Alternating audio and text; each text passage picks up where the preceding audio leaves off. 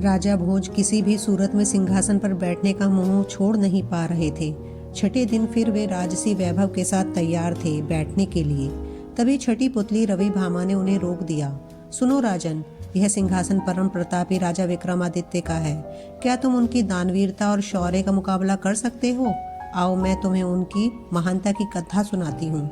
एक दिन विक्रमादित्य शिप्रा नदी के तट पर बने हुए अपने महल से प्राकृतिक सौंदर्य को निहार रहे थे। बरसात का महीना था, नदी उफन रही थी और अत्यंत तेजी से बह रही थी।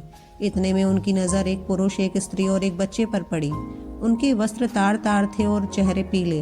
राजा देखते ही समझ गए कि वो बहुत निर्धन है। सहसा वे तीनों उस नदी में छलांग लगा गए। अगले ही पल प्राणों की रक्षा के लिए चिल्लाने लगे।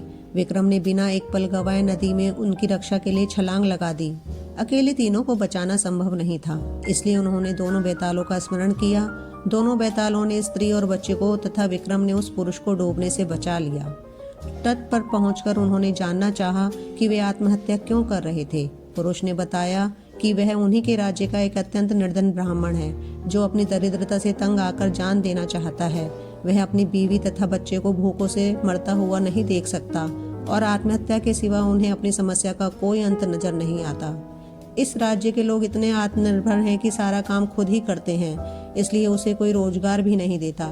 राजा विक्रम ने ब्राह्मण से कहा कि वह उनके अतिथिशाला में जब तक चाहे अपने परिवार के साथ रह सकता है, उसकी हर जरूरत पूरी की जाएगी। ब्राह्मण ने कहा कि रहने में तो कोई हर्ज नहीं है, लेकिन उसे डर है कि कुछ समय बाद आतिथ्य में कमी आ जाएगी और उसे अपमानित होकर जाना पड़ेगा। राजा विक्रम ने उसे विश्वास दिलाया कि ऐसी कोई बात नहीं होगी और उसे भगवान समझकर उसके साथ हमेशा अच्छा बर्ताव किया जाएगा। विक्रम के इस तरह विश्वास दिलाने पर ब्राह्मण परिवार अतिथिशाला में आकर रहने लगे। उनकी देखरेख के लिए नौकर चाकर नियुक्त कर दिए गए। वे मौज मस्ती से रहते, अपनी मर्जी से खाते पीते और आरामदेह पलंग पर सोते। किसी भी चीज की उन्हें कमी नहीं थी, लेकिन वे सफाई पर बिल्कुल ध्यान नहीं देते। जो कपड़े पहनते थे उन्हें कई दिनों तक नहीं बदलते। जहाँ सोते वहीं थूकते और मल मूत्र त्याग भी कर देते। चारों तरफ गंदगी ही गंदगी फैल गई। दुर्गंध के मारे उनका स्थान एक पल भी ठहरने लायक नहीं रहा। नौकर चाकर कुछ दिनों तक तो धीरज से सब कुछ सहते रहे, लेकिन कब तक ऐसा चलता?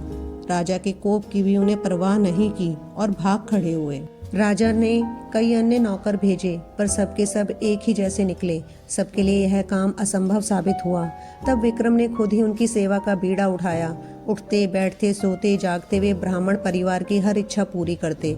दुर्गंध के मारे माथा फटा जाता, फिर भी कभी अपशब्द का व्यवहार नहीं करते। उनके कहने पर विक्रम उनके पांव भी दबाते। ब्राह्मण परिवार ने हर संभव प्रयत्न किया कि विक्रम उनके आतिथ्य से तंग आकर अतिथि सत्कार भूल जाए और अभद्रता से पेश आए, मगर उनकी कोशिश असफल रही। बड़े सब्र से विक्रम उनकी सेवा में लगे रहे, कभी उन्हें शिकायत का कोई मौका नहीं दिया। एक दिन ब्राह्मण ने जैसे उनकी परीक्षा लेने की ठान ली। उसने राजा को कहा कि वे उसके शरीर पर लगी विष्ठा साफ करें तथा उसे अच्छी तरह नहला धुलाकर साफ वस्त्र पहनाएं। विक्रम तुरंत उनकी आज्ञा मानकर अपने हाथों से विष्ठा साफ करने को बढ़े। अचानक चमत्कार हुआ। ब्राह्मण के सारे गंदे वस्त्र गायब हो गए। उसके शरीर पर देवताओं द्वारा पहने जाने वाले वस्त्र आ गए। उसका मुखमंडल तेज से प्रदीप्त हो गया।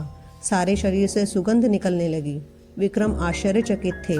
तभी वह ब्राह्मण बोला कि दरअसल वह वरुण है। वरुण देव ने उनकी परीक्षा लेने के लिए यह रूप धरा था। विक्रम के अतिथि सत्कार की प्रशंसा सुनकर वे सब परिवार यहाँ आए थे। जैसा उन्होंने सुना था वैसा ही उन्होंने पाया। इसलिए विक्रम को उन्होंने वरदान दिया कि उसके राज्य में कभी भी अनावृष्टि नहीं होगी तथा वहाँ की जमीन से 3-3 फसलें निकलेंगी। विक्रम को वरदान देकर वे सब परिवार अंतर्ध्यान हो गए। इतना कहकर रवि भामा बोली, बताओ राजन, क्या तुम में इतना धैर्य है कि इस तरह से किसी का आतिथ्य सत्कार कर सको?